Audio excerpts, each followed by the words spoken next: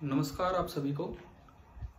कल एक introductory class हमने ली थी जिसमें मैथमेटिकल या इंजीनियरिंग मैथमेटिक्स की कुछ पॉइंट्स जैसे डाइवर्जेंस या ग्रेडियंट, डाइवर्जेंस, कर्ल, इनका डिस्कशन किया था। लेकिन हम पहले इंजीनियरिंग मैथमेटिक्स नहीं पढ़ेंगे, हम अपनी कोर ब्रांच पे चलेंगे इलेक्ट्रिकल इंजीनियरिंग में। और उसके अंदर जो पहला सेक्शन था, हम सेक्शन वाइज एक एक सीक्वेंस को फॉलो करते हुए चलेंगे। तो जो पहला सेक्शन हमारा आता है इंजीनियरिंग मैथमेटिक्स के बाद, that is section 2 electric circuits. यहां से हम शुरुआत करते हैं आज की क्लास की। तो सबसे पहले आज का जो लेक्चर रहेगा, मेनली हम ये सीखें तो 3 सर्किट एलिमेंट्स, इनका क्या रोल होता है सर्किट में, कौन कौन से एलिमेंट हैं, इनके बारे में हम पढ़ें। और ये जो 3 सर्किट एलिमेंट्स जो हमारे सर्किट में बने होते हैं, पहला एलिमेंट अगर मैं कहूं रेजिस्टेंस, पहला दूसरा तीसरा कुछ नहीं, आप कैसे भी नाम ले सकते हो। और रेजिस्टेंस सिंबल है R। एक एलिमेंट आपका होता है इंडक्टेंस, जिसका की सिंबल है L। एंड एक एलिमेंट आपका होता है कैपेसिटेंस, जिसका कि हमारा सिंबल होगा C। रेजिस्टेंस, कैपेसिटेंस और इंडक्टेंस, ये एक बेसिक सा लेक्चर होगा जिसमें हम इन तीनों चीजों के बारे में स्टडी कर रहे होंगे। Resistance, inductance and capacitance. Circuit symbol अगर मैं इनका बनाऊं, रेजिस्टेंस का सर्किट सिंबल ये दिखाया जाता है, इंडक्टेंस का सर्किट सिंबल सर्किट में इस तरह दिखाया जाता है, और कैपेसिटेंस का सर्किट सिंबल जनरली ये होता है, तो प्लेट्स की तरह। These are the circuit symbols। इन तीनों एलिमेंट्स के जो सर्किट सिंबल हैं वो आपको ये दिखाए गए। अब बात आती है कि ये काम क्या करते हैं, किस तरह से मतलब हम इनको डिफाइन कर पाए। देखो, रेजिस्टेंस का जो मेन पर्पज है, इसका मेन पर्पज है to oppose the current. Circuit symbol के बाद मैं प्राइमरी पर्पज बता रहा हूं। इंडक्टेंस का जो प्राइमरी पर्पज है, this is to oppose the change in current। to oppose the current नहीं, to oppose the change in current। दोनों में क्या डिफरेंस है अभी क्लियर करेंगे। और जो तीसरा हमारा सर्किट एलिमेंट है कैपेसिटेंस, उसका बेसिकली मेन काम होता है टू स्टोर चार्ज, या यूं कहें चार्ज स्टोर करके इलेक्ट्रिकल एनर्जी को स्टोर करना। ये मेन पर्पज है, चार्ज को स्टोर करवा के इलेक्ट्रिकल एनर्जी को स्टोर करना। देखिए, रेजिस्टेंस हम किस तरह से डिफाइन करते हैं, या यूं कहें कि अगर कोई रेजिस्टेंस है R, इसके क्रॉस पोटेंशियल डिफरेंस कैसे लिखते हैं। देखो, मैंने सबसे पहले आपको बताया सर्किट सिंबल, फिर बताया कि इसका मेन पर्पस क्या है तीनों में। अब मैं बता रहा हूं कि तीनों के पास पोटेंशियल डिफरेंस हम कैसे लिखेंगे। रेजिस्टेंस में अगर किसी भी वक्त कोई करंट आई जाता है तो जहां से करंट एंटर करे वो प्लस होगा, प्लस रिप्रेजेंट्स हाई पोटेंशियल। जहां से करंट बाहर निकले वो माइनस होगा, लो पोटेंशियल। एंड बीच में जो पोटेंशियल ड्रॉप लिखा जाएगा इसके cross, that is I into R। मतलब अगर मैं इस पॉइंट को A नाम दूं, इस पॉइंट को B नाम दूं, तो ये हाई पोटेंशियल है, ये लो पोटेंशियल है, तो VA minus VB, high minus low, और ये डिफरेंस कितना है I into R। VA minus VB अगर आप लेते हो तो ये जो डिफरेंस यहां पे आएगा, this is I into R। ये है आपका पोटेंशियल डिफरेंस अक्रॉस ए रजिस्टर।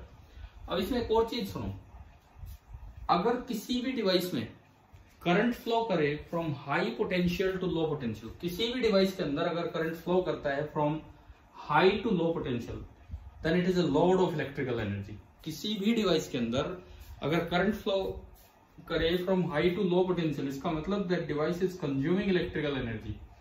मान लो करंट उधर जा रहा है, दैट मींस पॉजिटिव चार्ज उधर जा रहा है, अगर पॉजिटिव चार्ज चल रहा होगा तो यहाँ पे उसकी एनर्जी थी Q इंटू VA, और यहाँ पे उसकी एनर्जी है Q इंटू VB, और यहाँ एनर्जी कम है क्योंकि VB कम है, तो इसकी इलेक्ट्रिकल एनर्जी कम हुई, मतलब इसने उसकी इलेक्ट्रिकल एनर्जी को कंज्यूम किया है।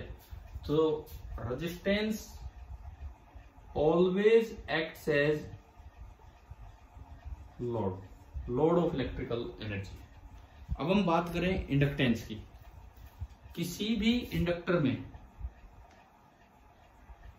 मान लो किसी वक्त करंट आ रहा है आई, ये पॉइंट है ए, ये पॉइंट है बी, तो आपको एक चीज का ध्यान रखना है कि जहां से करंट एंटर करे उसको प्लस लिख दो, दूसरे को माइनस, और इंडक्टेंस एल है तो इसके क्रॉस पोटेंशियल डिफरेंस होगा L into D I by D T, L into D I by D T.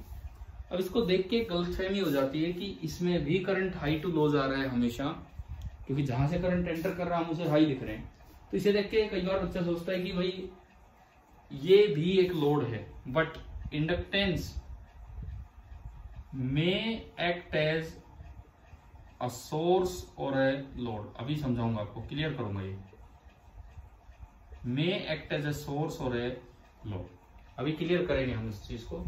Capacitance की बात करें, कैपेसिटेंस पे चार्ज स्टोर होता रहता है, एक प्लेट पे क्यू चार्ज है तो दूसरे पे माइनस क्यू चार्ज है, generally equal and opposite charge store होता है, लेकिन कोई हार्ड एंड फास्ट नहीं है कि इक्वल एंड अपोजिट हो। हम दिखाएंगे आपको कि अगर अनइक्वल चार्ज भी हो तो भी कैसे आगे बढ़े। लेकिन अगर इस पे क्यू चार्ज और इस पे माइनस क्यू, अब देखिए अगर मुझसे, और इसकी कैपेसिटेंस है सी, अगर मुझसे पूछा जाए कि भाई इस पे चार्ज स्टोर्ड कितना है,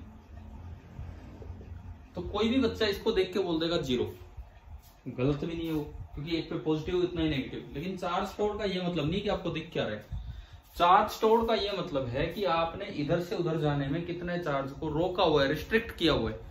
मतलब अगर मैं इनको एक कनेक्टिंग वायर से ज्वाइन कर दूं, अभी फिलहाल से कुछ भी चार्ज हो इधर उधर, अगर मैं इनको एक कनेक्टिंग वायर से ज्वाइन कर दूं दोनों प्लेट्स को, तो कितना चार्ज इधर से उधर चल के जाएगा, कब तक, जब तक दोनों प्लेट्स का पोटेंशियल बराबर ना हो जाए।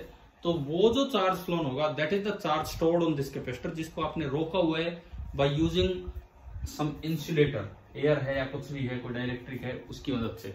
तो फिलहाल क्या होता है कि अगर आप इसको ज्वाइन करते हो तो पूरा क्यू चला जाता है उधर और 0 हो जाता है, यानी कि जो चार्ज स्टोर्ड बोला जाएगा दैट इज क्यू। अब जो पोटेंशियल डिफरेंस होता है कैपेसिटर के पास, जो पॉजिटिव प्लेट है वो प्लस, जो नेगेटिव प्लेट है वो माइनस, एंड पोटेंशियल डिफरेंस होता है क्यू बाई सी। तो आपको तीनों बेसिक एलिमेंट्स में पोटेंशियल डिफरेंस लिखना आना चाहिए। लोड रजिस्टर के पास पोटेंशियल डिफरेंस है, जहां से करंट एंटर करे वो प्लस, दूसरा माइनस, बीच में आई इंटू आर। अभी आज की इस लेक्चर में हम सर्किट पे नहीं जा रहे, हम तीनों बेसिक एलिमेंट्स ही पढ़ रहे हैं। इंडक्टेंस में देखा जहां से एंटर करे वो प्लस, ये माइनस, और बीच में L D I by D T. और कैपेसिटेंस में देखा जो पॉजिटिव प्लेट है वो हाई पोटेंशियल, जो नेगेटिव प्लेट है लो पोटेंशियल, और आपको पोटेंशियल डिफरेंस दिख रहा है Q by C, potential difference is Q by C. अब अगर मैं इसमें एक बार यूनिट और बता देता हूं आपको तीनों की। रजिस्टेंस, रजिस्टेंस फिजिकल क्वांटिटी की एसआई यूनिट होती है 1 ओम, और इसका सिंबल होता है ओमेगा। देखिए ये भी ओमेगा होता है, this is small omega, this is small omega, small letter, ये भी ओमेगा होता है। इसका सिंबल का नाम ओम नहीं है, यूनिट का नाम ओम है, this is capital omega. Inductance, inductance की यूनिट उस साइंटिस्ट के नाम पर रखी गई जिसने इलेक्ट्रोमैग्नेटिक इंडक्शन की शुरुआत की। फैराडे और हेनरी दो साइंटिस्ट थे, लेकिन इंडक्टेंस की यूनिट है हेनरी, 1 हेनरी। एक बात याद रखें, जब भी कोई यूनिट किसी साइंटिस्ट के नाम पे होती है, जब भी कोई यूनिट किसी साइंटिस्ट के नाम पे होती है तो आपको स्मॉल लेटर से स्टार्ट करना होता है। जब भी कोई यूनिट किसी साइंटिस्ट के नाम पे होगी, जैसे फोर्स की यूनिट न्यूटन है, तो आपको स्मॉल लेटर एन से स्टार्ट करना होगा, सिंबल कैपिटल जा सकते हैं। जैसे इसका सिंबल ये स्मॉल ओ से स्टार्ट हो रहा है, सिंबल कैपिटल ओ नहीं है, सिंबल ओमेगा बना दिया, लेकिन हेनरी का सिंबल है कैपिटल एच।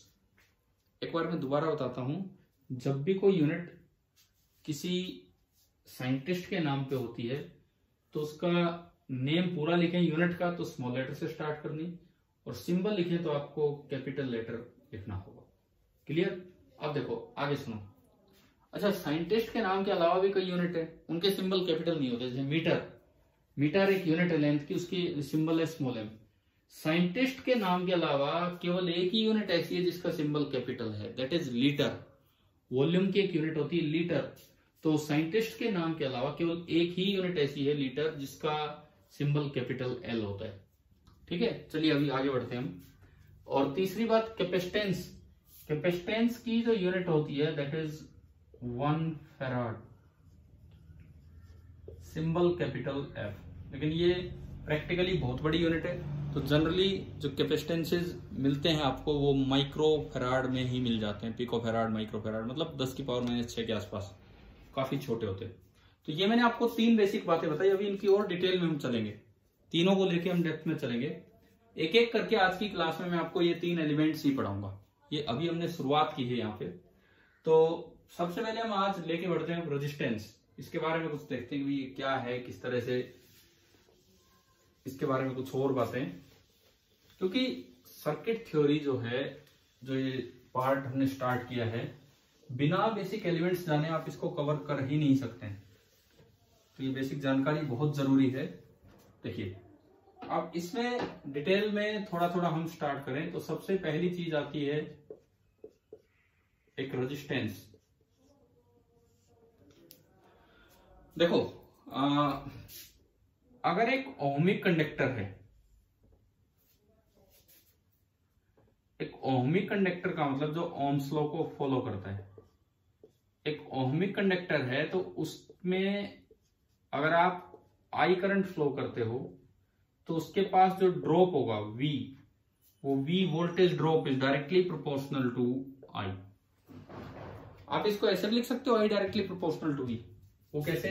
जैसे मान लीजिए ये कोई रेजिस्टेंस है, ये कोई रेजिस्टेंस है और आपने एक बैटरी लगाई और उस बैटरी का पोटेंशियल डिफरेंस है V। अब कहें कि यहां पे पोटेंशियल ड्रॉप V है, यहां पे वोल्टेज अप्लाइड V है, वोल्टेज अप्लाइड की वजह से करंट आएगा, तो current is depending on the voltage. तो यहां आप बोलेंगे तो I is proportional to V। यहां पे वोल्टेज ड्रॉप आ रहा है करंट की वजह से, so V is proportional to I। तो इन दोनों केसेस को ओम्स लॉ बोलते हैं। अगर physical condition of the conductor आपने कांस्टेंट रखा है, अगर आप physical condition of the conductor को चेंज नहीं करते हैं, फिजिकल कंडीशन जैसे टेम्परेचर, मैकेनिकल स्ट्रेन को चेंज नहीं किया, तो अगर इस कंडीशन को सेटिस्फाई कर रहा है वो कंडक्टर, तो ओहमिक कंडक्टर है। यहां प्रोपोर्शनलिटी कांस्टेंट को R बोल दिया जाता है और हमारा रिलेशन बन जाता है V equal to IR। But V equal to IR is Ohm's law if R is independent of V और I। V equal to IR is Ohm's law if the value of R doesn't change with the values of V और I। क्योंकि V equal to IR, खाली V equal to IR Ohm's law नहीं है, ये तो हमेशा valid है। इसका ये मतलब नहीं है, इसका मतलब है R may be dependent on V and I, R may be dependent on V and I, तो वो तो आपका कंडक्टर कहलाएगा नॉन ओहमिक कंडक्टर। और अगर जैसे डायोड वगैरह होंगे, हम आगे पढ़ेंगे, और अगर R की वैल्यू V और I पे डिपेंड नहीं कर रही है, आप हर बार R कांस्टेंट पा रहे हो, जितना भी V लगाओ उसी के हिसाब से करंट बढ़ता जा रहा है, तो वो आपका होगा ओहमिक कंडक्टर। कोई आपसे यूं पूछे क्या V बराबर IR ओम्स लॉ है? ना, बिल्कुल नहीं, क्योंकि this is the defining equation of resistance कि भाई R की वैल्यू होती है V बाई I। कोई भी कंडक्टर है, उसकी रेजिस्टेंस निकालनी है, उसमें आप करंट फ्लो कीजिए, उसके पास वोल्टेज देखिए, एंड वोल्टेज अपॉन करंट जो होगा वो R की डिफाइनिंग इक्वेशन है। अब वो जरूरी नहीं कि करंट चेंज करने और वोल्टेज डबल करने पे R चेंज ना हो। ऐसा हो सकता है कि V और I की वैल्यू चेंज होने पे R की वैल्यू भी चेंज हो जाए, ऐसा बिल्कुल पॉसिबल है। तो ये डिफाइनिंग इक्वेशन है रेजिस्टेंस की, V equal to IR। Clear? अब देखो आगे, देखो अगर मैं बात करूं कि रेजिस्टेंस में एनर्जी कंजप्शन कितना होता है, क्योंकि लोड है तो इलेक्ट्रिकल एनर्जी को कंज्यूम करेगा, क्योंकि ये लोड है तो इलेक्ट्रिकल एनर्जी को कंज्यूम करेगा, तो कितनी इलेक्ट्रिकल एनर्जी या पावर लॉस्ट कितनी होती है रेजिस्टेंस में, तो वो सुनिए। ये कोई रेजिस्टेंस है R, यहां से करंट आया I और यहां पे ड्रॉप हुआ V। बाय डेफिनेशन जो पावर कंज्यूम्ड होगी, इलेक्ट्रिकल पावर कंज्यूम्ड, क्योंकि ये लोड है P, that will be equal to V into I। And V जो होगा, V वो आपका IR होता है, तो आप पावर को V की जगह IR रखोगे तो I²R भी लिख सकते हैं। क्लियर? और अगर आप और भी यूज करें तो V²R भी लिख सकते हैं। अगर आप I की जगह V/R रखें तो ये भी आ जाता है। अगर आपसे बात की जाए energy consume in T time, किस रेजिस्टेंस में टी टाइम में कितनी एनर्जी कंज्यूम होगी, तो वो हो जाएगी पावर इनटू टाइम, यानी कि I² RT। कभी जूल ने रूल निकाले थे, जूल्स लॉज ऑफ हीटिंग, वहां पे ये रूल्स पढ़ाए भी जाते हैं इस तरह से। तो मतलब रेजिस्टेंस के बारे में आप ये याद रखो कि रेजिस्टेंस इलेक्ट्रिकल पावर को कंज्यूम करता है, लोड है, और किसी टी टाइम में कितनी एनर्जी कंज्यूम कर लेता है, वो इसका ये फॉर्मूला होता है।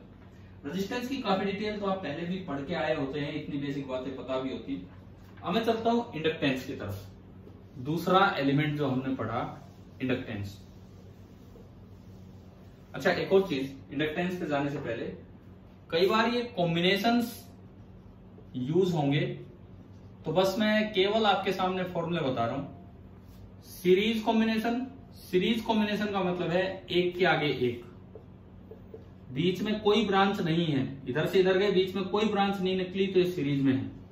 तो ऐसे केस में अगर आप ए बी के बीच में इक्विवेलेंट रेजिस्टेंस लिखना चाहें तो सीधा लिखा जाएगा R1 प्लस R2।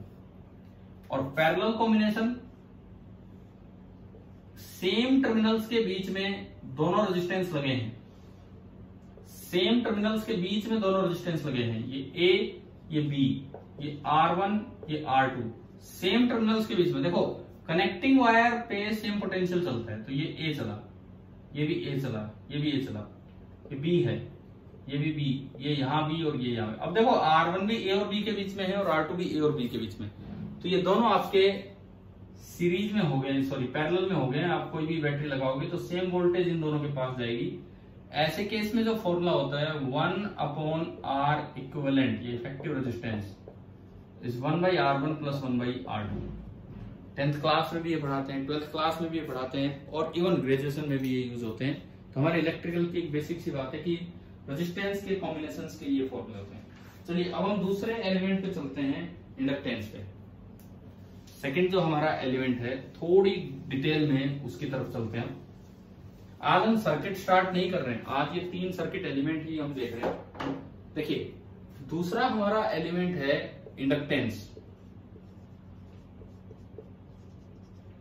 जिसका कि आप सिंबल बोल रहे हैं L।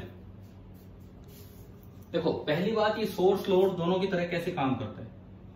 इंडक्टर का काम है to oppose sudden change in current.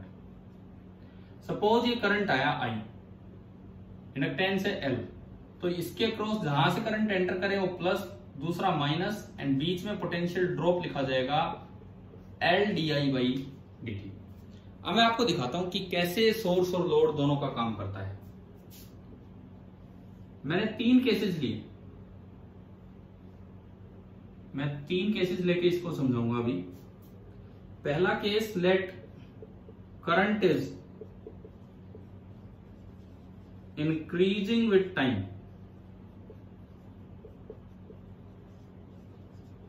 Eight the rate of 5 ampere per second. मान लो ये है पहला केस है ये। Second case, let I is constant. हमने माना कि जो करंट है वो कांस्टेंट है। एंड तीसरा case, late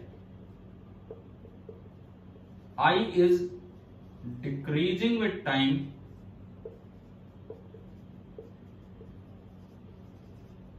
at the rate of 5 ampere per second. में 3 अलग अलग केसेस ले रहा हूं और मैंने L मान लिया 2 हेनरी। L हमने माना 2 हेनरी।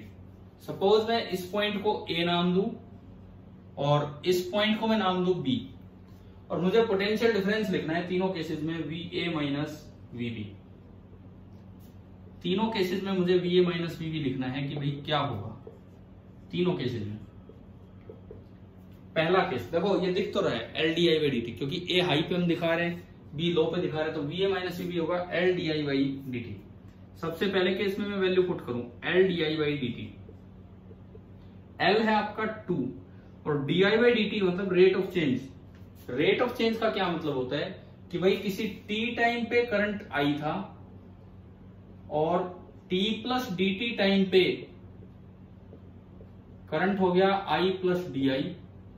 t टाइम पे करंट I था और t प्लस dt टाइम पे करंट हो गया I प्लस di, तो रेट ऑफ चेंज का मतलब है dI/dt। अब देखो टाइम तो बढ़ेगा ही बढ़ेगा, टाइम तो बढ़ेगा ही बढ़ेगा।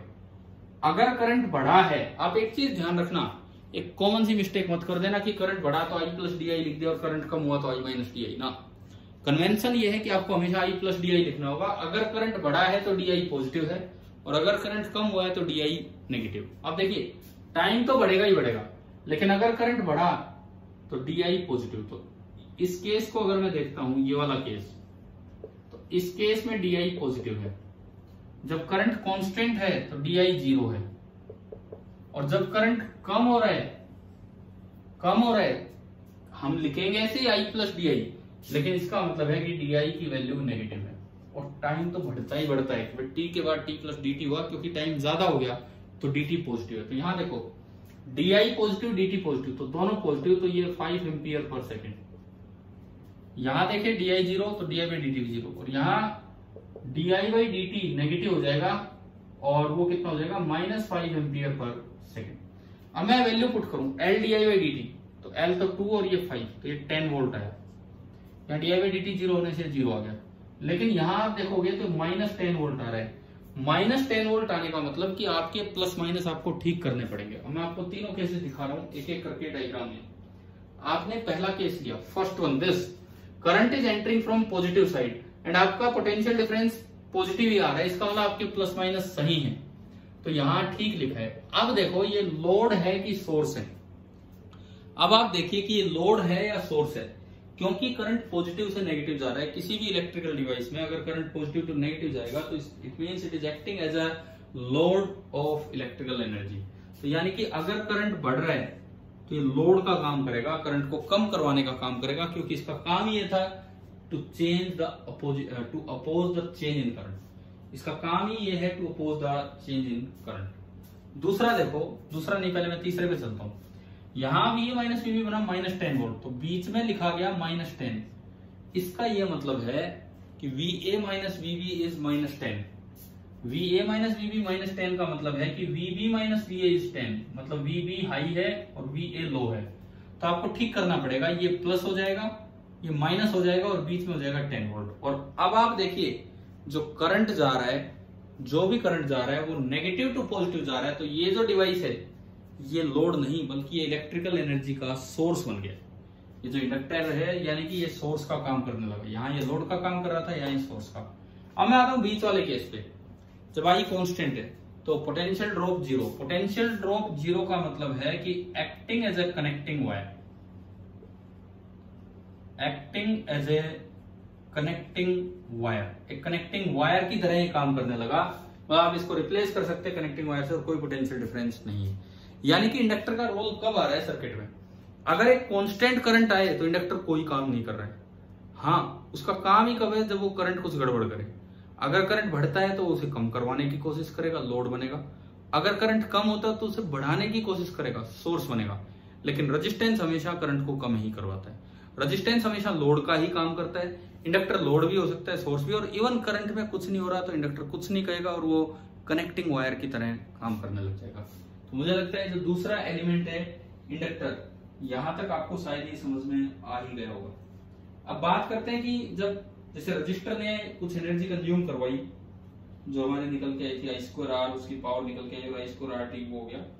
ऐसी इंडक्टर के अक्रॉस भी क्या पावर होगी और कितनी वो एनर्जी कंज्यूम करेगा, तो इसमें आ गया इंडक्टर के एनर्जी कंजप्शन पर। फिर उसके बाद सीरीज और पैरेलल, और फिर ऐसे ही कैपेसिटर वाले पार्ट पे भी चलेंगे हम।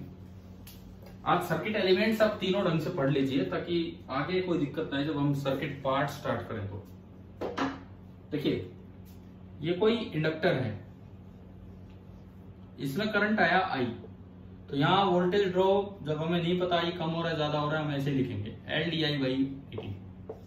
अब पावर होती है V इंटू I, तो V इंटू I आपने किया LdI/dt इंटू I, तो यहां से पावर बनी L into I into DI divide by dt। Single differentiation में आप अलग अलग कर सकते हो। dt को इधर भेज दो, pdt is coming out to be L into I into DI।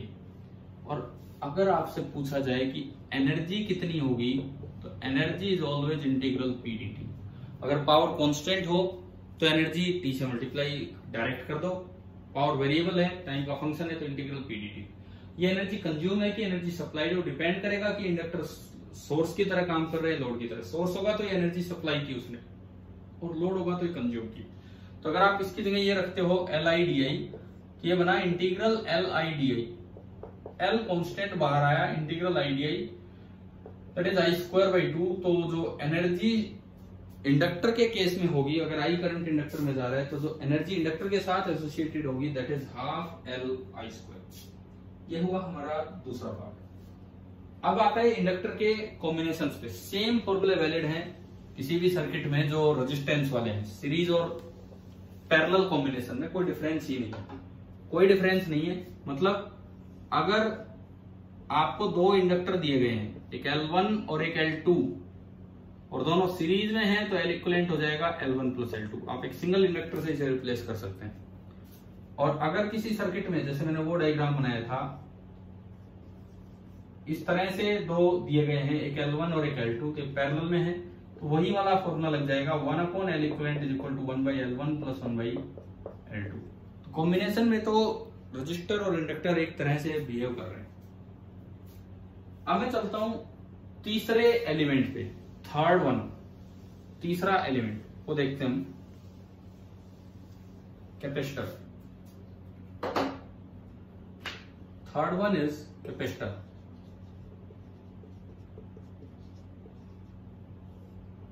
Capacitance जिसको हम सी से रिप्रेजेंट करते हैं।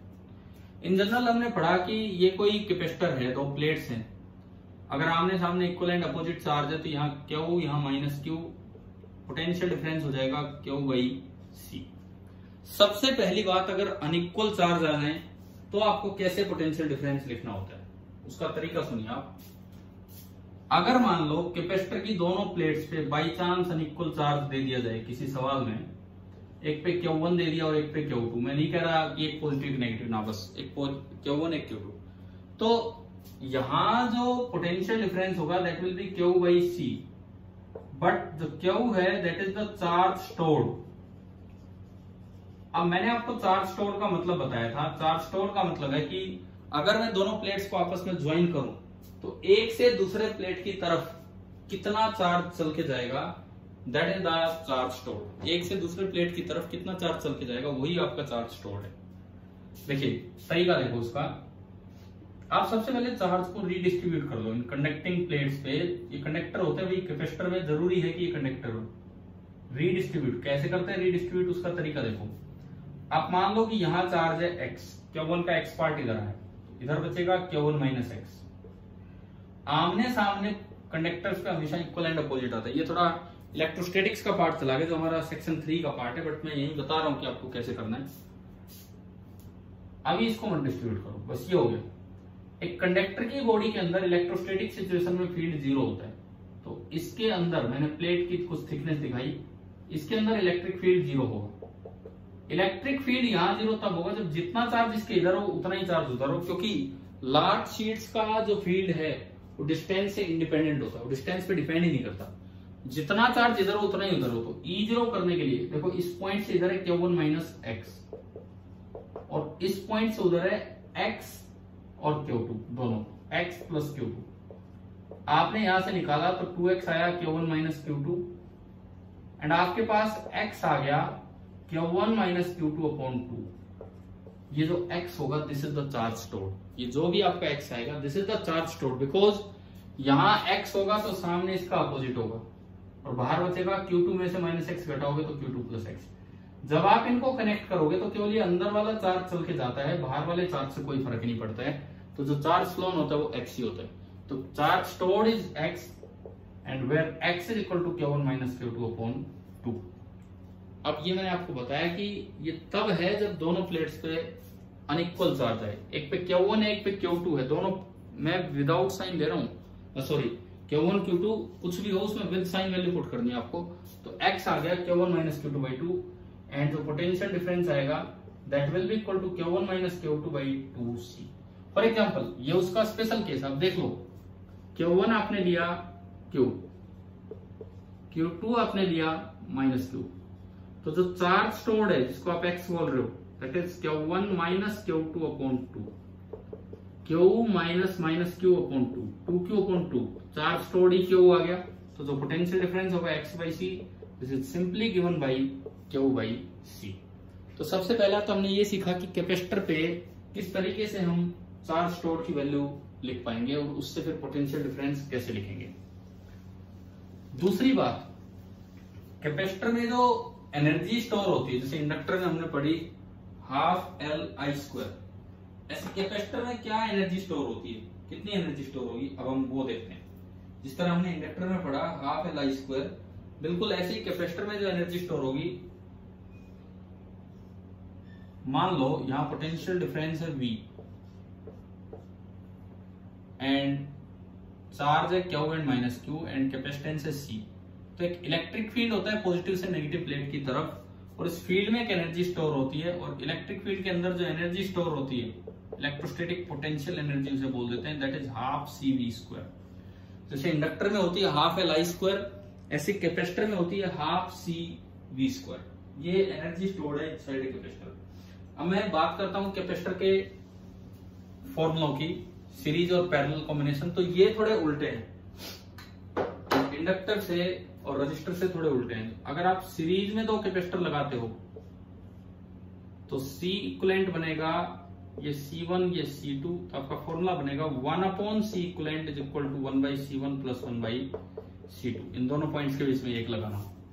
और अगर आपने पैरेलल में लगाया C1 और C2 को, पैरेलल में लगाया तो फॉर्मूला बनेगा C equivalent is equal to C1 plus C2। लेकिन एक बात का विशेष ध्यान रखें जो अक्सर बच्चे नहीं रखते हैं, ये फॉर्मूले तभी वैलिड हैं जब कैपेसिटर कनेक्शन करने से पहले अनचार्ज हो, मतलब जो आपने सीरीज बनाया पैरेलल बनाया उससे पहले अनचार्ज हो और बाद में आपने चार्ज किया। अगर आप पहले से चार्ज कैपेसिटर लेंगे और इस तरह का कनेक्शन करेंगे तो ये वाले फॉर्मूले बिल्कुल भी वैलिड नहीं। समझ गए ना? अगर पहले से चार्ज कैपेसिटर लिए और फिर आप ये कनेक्शन कर रहे हैं तो ये वाले फॉर्मूले बिल्कुल भी वैलिड नहीं होंगे। तो वहां पे फिर आपको देखना होगा कि ये किस तरह से करना है। खैर छोड़ो उस चीज को अभी। तो ये आपके कैपेसिटर के फॉर्मूले आ गए। अब देखो मैंने तीनों एलिमेंट्स आपको पढ़ाए। अब बात आती है चाहे सीरीज हो चाहे पैरेलल हो, चाहे इंडक्टर हो कैपेसिटर हो रजिस्टर हो। एक बात आपको ये ध्यान रखनी है कि सीरीज में अगर एलिमेंट है, चाहे इंडक्टर हो चाहे कैपेसिटर हो चाहे रजिस्टर हो, तो सभी एलिमेंट्स में करंट सेम होगा। और अगर पैरेलल में एलिमेंट्स हैं, पैरेलल में, तो सभी एलिमेंट्स के क्रॉस जो वोल्टेज है वो सेम रहेगी। सीरीज में एलिमेंट है तो करंट सेम रहेगा, और पैरेलल में अगर एलिमेंट है तो सभी एलिमेंट्स के क्रॉस वोल्टेज सेम रहेगी। मतलब सीरीज में वोल्टेज डिवाइड होगी और पैरेलल में करंट डिवाइड होगा। सीरीज में चाहे रजिस्टर लगे हो चाहे कैपेसिटर चाहे इंडक्टर, वोल्टेज डिवाइड होगी। पैरेलल में चाहे तीनों में कोई एलिमेंट हो, करंट डिवाइड होगा। शायद मुझे लगता है कि यहाँ तक आपको ये पॉइंट समझ में आ गया होगा। अब देखो एक दो छोटे छोटे क्वेश्चंस देखते हैं इन्हीं पार्ट्स पे जरा जरा से, ताकि हमें ये अप्लाई करना आ जाए कि भाई किस तरह से जो आज का जो बेसिक लेक्चर लिया है 3 सर्किट एलिमेंट्स पे, ये हम सभी को क्लियर हो। देखो पहला सवाल सुनिए। एक 100 ओम का रजिस्टर है। मैं पहला सवाल लेता हूं। सपोज एक 100 ओम का रजिस्टर है, एक 10 वोल्ट की बैटरी है और ये एक स्विच है, और हमें ये स्विच ऑन करना है। ये स्विच आपको ऑन करना है। तो मान लो आपको ये बताना हो कि 5 सेकंड में कितनी कितनी एनर्जी कंज्यूम कर गया रजिस्टर। 5 सेकंड में कितनी एनर्जी कंज्यूम कर गया रजिस्टर हमें बताना है टू फाइंड। क्योंकि लोड होता है तो एनर्जी कंज्यूम करेगा। Electrical energy consumed by R in 5 second. तो उसके लिए आप पहले आई लिख लो। इसके पास पूरी 10 वोल्ट आ रहा है। देखिए ये 10 वोल्ट पोटेंशियल डिफरेंस है, तो यहां भी 10 वोल्ट पूरा आएगा क्योंकि और कोई एलिमेंट है नहीं, कहीं भी कुछ डिवीजन के लिए है नहीं। और ये वोल्टेज होती है I इंटू आर। तो I बराबर आया V by R, 10 by 100, 0.1 ampere. आपकी करंट आ गया 0.1 एम्पियर। तो जो पावर कंज्यूम्ड बाय रजिस्टर होगी दैट इज I²R 0.1 का square into 100, it is coming out to be 1 watt. 1 watt is 1 joule per second. अब जो एनर्जी कंज्यूम्ड होगी, energy consumed that is power into time, क्योंकि power constant आई है, नहीं तो integral PDT लिखते अगर power as a function of time आती। फिलहाल होगी पावर इनटू टाइम। पावर आपकी आई 1 वॉट या 1 जूल पर सेकेंड और टाइम दिया है 5 सेकेंड। तो जो एनर्जी कंज्यूम्ड है it is coming out to be 5 joule. तो बड़ा सीधा सा सवाल लिया कि रजिस्टर में आप एनर्जी कंज्यूम कैसे निकालते हैं। अब देखो ऐसा ही क्वेश्चन में ले रहा हूं इंडक्टर के, एक एक करके तीनों के बारे में एक एक सवाल ले रहे हैं। दूसरा सवाल अब हम ले रहे हैं इंडक्टर के ऊपर। मान लो एक 1 हेनरी इंडक्टर है और ये इंडक्टर दिया गया है 1 हेनरी का इंडक्टर, और ये वाला लगा है कि इसमें से कोई करंट जा रहा है और उसका जो रेट ऑफ चेंज है that is 1 ampere per second. समझ गए? रेट ऑफ चेंज यानी कि यहां से जो भी करंट जाएगा रेट ऑफ चेंज di/dt मान लो इंक्रीज कर रहा है 1 एम्पियर पर सेकेंड। इस तरह से दिया है आपको। तो आपको ये बताना है कि 2 सेकेंड में इसमें कितनी एनर्जी स्टोर हो चुकी होगी। इस इंडक्टर में अगर पूछा जाए कि भी कुछ एनर्जी स्टोर हो रही है तो आपको बताना है कि 2 सेकेंड में कितनी एनर्जी स्टोर हो चुकी होगी। किस तरह से हम बताएं? Energy stored in 2 second. सबसे पहली बात, आप यहां पोटेंशियल डिफरेंस लिख लो, plus minus L di/dt। L है 1 और di/dt भी है 1। तो जो पोटेंशियल ड्रॉप आया इसके अक्रॉस, जो पोटेंशियल ड्रॉप आ रहा है वो फिक्स है। पोटेंशियल ड्रॉप आपका निकल के आया 1 वोल्ट। अब ये पूछता है कि एनर्जी स्टोर्ड कितनी होगी। अच्छा, 2 सेकंड में करंट कितना आ चुका होगा? 2 सेकंड में अगर देखा जाए तो इसमें करंट कितना आ चुका होगा? तो ये करंट किस रेट से बन रहा है? 1 एम्पियर पर सेकेंड से। Let at t equal to 0 I is 0। It means at t equal to 1 second I 1 ampere होगा। At t equal to 2 second I 2 ampere होगा। ये है। अब मुझे 2 सेकेंड पे बताने कि उस वक्त इसमें कितनी एनर्जी स्टोर है। तो एनर्जी स्टोर्ड इसमें स्टोर होती है मैग्नेटिक फील्ड के रूप में एनर्जी, वो इलेक्ट्रोमैग्नेटिक फील्ड वाले पार्ट में हम पढ़ेंगे।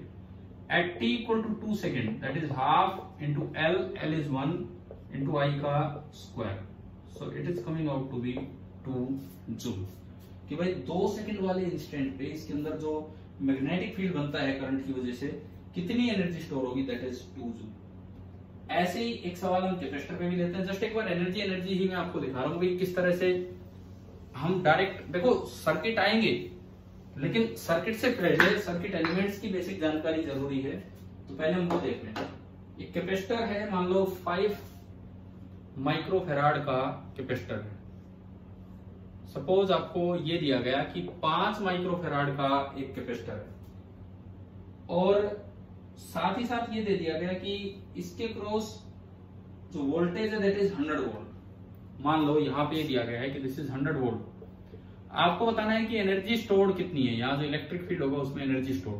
तो कैपेसिटर के अंदर एनर्जी स्टोर्ड का सीधा फॉर्मूला है हाफ C/v²। तो हाफ इंटू C, माइक्रो मतलब 10⁻⁻6 इंटू V का स्क्वायर 10⁻⁴। तो 10⁻⁻2 आया तो 5/2 यानी कि 2.5 इंटू 10⁻⁻2 जूल। तो आपको ये पता लग गया कि भाई किस तरह से तीनों एलिमेंट्स में एनर्जी से रिलेटेड क्वेश्चन पूछे जा सकते हैं। अब देखो, मान लो आपको एलिमेंट आइडेंटिफाई करना हो, आपको कोई भी एक इंफॉर्मेशन दी है, कोई भी एक तरह का सर्किट दिया है और आपको आइडेंटिफाई करना है कि एलिमेंट कैसा होगा। तो उसके लिए हमें 3 चीजों पे ध्यान देना होगा जो R, L और C है। फॉर डीसी सर्किट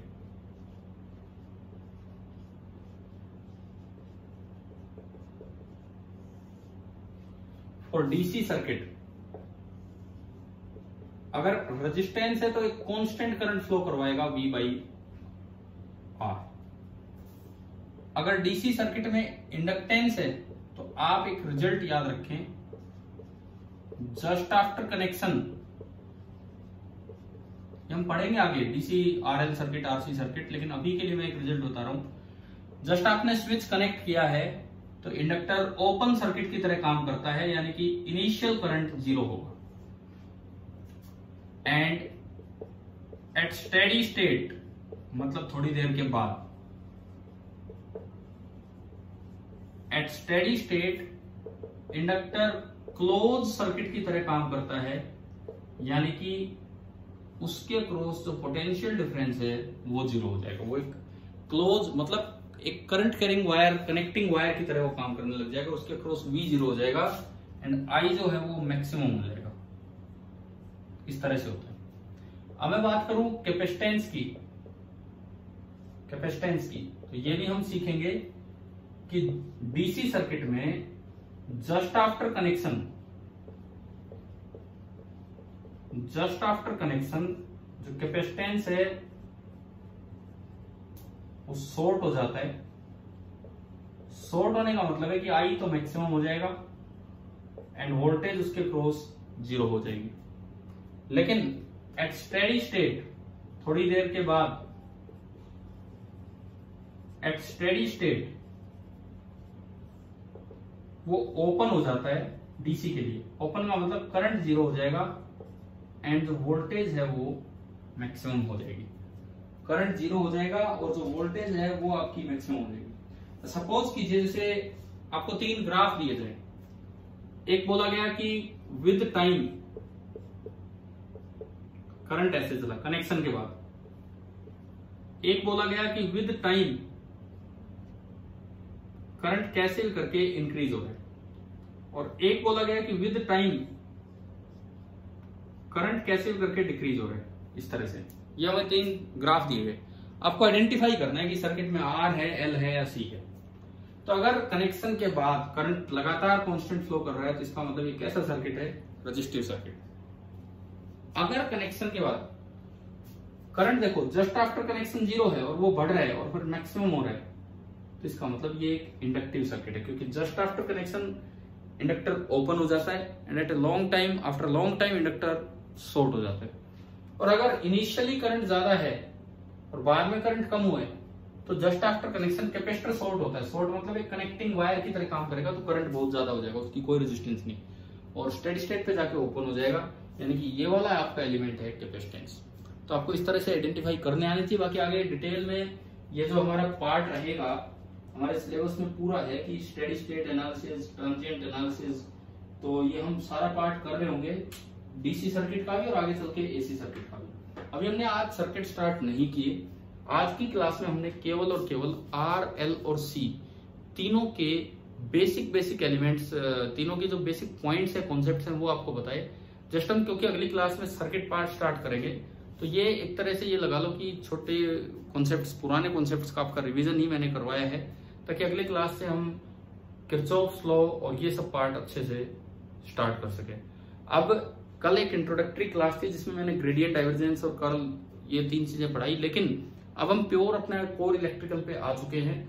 तो उसके अंदर हमने शुरुआत की सेक्शन 2 से, हम सेक्शन 10 तक चलेंगे। पूरा जो आपका गेट का सिलेबस है सेक्शन 2 की शुरुआत की है, तो पहला पार्ट हमने यहाँ स्टार्ट किया। शायद मैं उम्मीद करता हूँ कि आपको समझ में आया होगा, या हो सकता है ये पार्ट पहले से भी आता हो, तो जस्ट एक रिवीजन पर्पज से लगा लो कि भी आपका रिवीजन करवाने के लिए पॉइंट था। बट आगे जैसे नेक्स्ट पार्ट में कोई असाइनमेंट भी दिया जाएगा, वो साथ में लिंक में होगा डिस्क्रिप्शन में, तो आपको जरूर ट्राई कीजिए और उम्मीद कीजिए कि गेट में बहुत अच्छा स्कोर करें। 100 मार्क्स का पेपर है, तो टारगेट होना चाहिए कि हम 80 to 100 तक जाए, तब जाके कुछ अचीव होगा। Best wishes, thank you.